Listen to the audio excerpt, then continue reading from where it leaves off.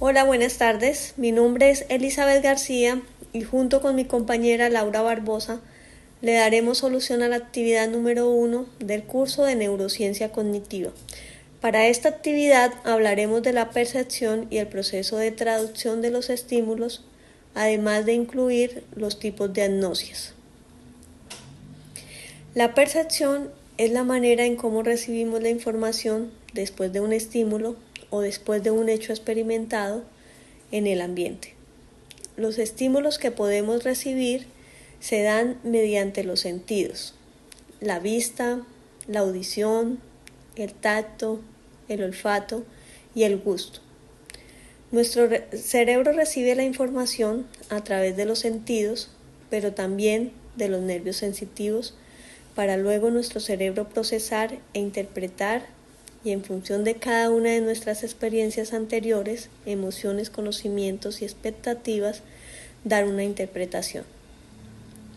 Pero ¿cómo se da todo este proceso? Existe un proceso de traducción en el que se le da la información, es traducida en señales eléctricas, luego se envía a través de los nervios sensoriales, es decir, el sistema nervioso periférico, hacia el sistema nervioso central.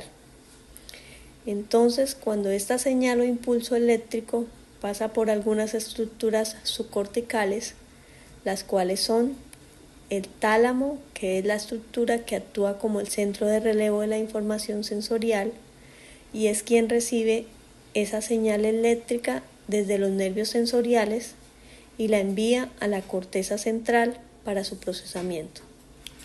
Luego pasa por unos núcleos basales localizados en el encéfalo, pero dependiendo del sentido por el cual entra el estímulo, asimismo pasará por el núcleo medial, que es el encargado de la audición, o el núcleo ventral lateral, que es el encargado de la información, o del núcleo ventral posterior, el cual es el encargado del tacto y la presión. Pero además está el tálamo, también es quien contiene el funcionamiento del control de movimientos y la coordinación. También otra estructura implicada es el tronco encefálico, que es la parte del cerebro que conecta con la médula espinal, por donde ingresa el impulso o la señal eléctrica. Pasando por una de las estructuras subcorticales, el cerebro da una respuesta en función a las experiencias que se hayan guardado en la memoria o los acontecimientos previos o expectativas. Ahora hablaremos de los tipos de agnosias. Las noxias, como primera medida, son ese proceso de reconocimiento de los estímulos sensoriales o de experiencias exteriores que se obtienen a través de los sentidos, como la visión, el olfato, el gusto y el tacto. Las lesiones cerebrales pueden ocasionar daños en las áreas asociativas, provocando así las agnosias. Estas agnosias impiden la interpretación correcta del significado de los estímulos, frecuentemente atribuidas a consecuencias de accidentes cerebrales y lesiones en áreas del encéfalo, en el cuerpo calloso o en los fascículos de asociación y intracorticales. En las agnosias se dividen o se diferencian dos modalidades, que son las aperceptivas y las asociativas.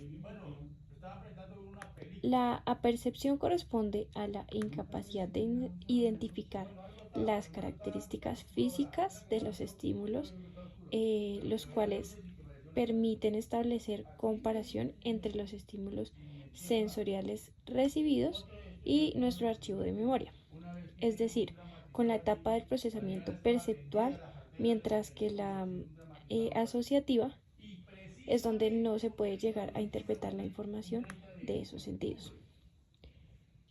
En las agnosias no siempre se da la pérdida del funcionamiento total del área, sino que simplemente puede existir también una dificultad leve o grave.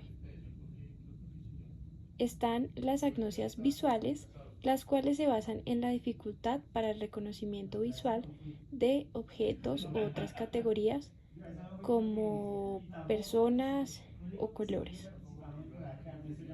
Entre las agnosias visuales están la agnosia para objetos, la cual se caracteriza por la capacidad de discriminar figuras visuales que se presentan superpuestas o entremezcladas. Está también la simultagnosia, que es la incapacidad para interpretar el significado de un dibujo u objeto de una manera global. Tenemos la prosopagnosia, que los pacientes con esta afectación pueden identificar los rasgos individuales del objeto, pero son incapaces de reconocer la cara como perteneciente a un familiar o a alguien conocido. La agnosia cromática es la incapacidad para identificar colores a pesar de preservar los receptores sensoriales y las áreas visuales primarias. La acromatopsia es la pérdida de la capacidad para distinguir o identificar los colores, y si la cromatopsia es leve se perciben los colores con menor brillo. En cambio, si es grave, la percepción será en tonos grises. La alexia agnóstica pura, para las palabras o la alexia, el paciente podría escribir espontáneamente al dictado, pero con incapacidad de leer una frase. Luego pasamos a las agnosias auditivas, que está la amusia, el trastorno por déficit adquirido, que afecta la capacidad para el reconocimiento de las características de la música, como el tono, el ritmo o la melodía. Está la agnosia para los sonidos, la incapacidad para identificar el significado de los sonidos no verbales, como por ejemplo el canto de un pájaro o el sonido de la alarma. Está la agnosia verbal pura, y es la incapacidad para comprender sonidos verbales, estando preservada la capacidad de reconocimiento de sonidos no verbales.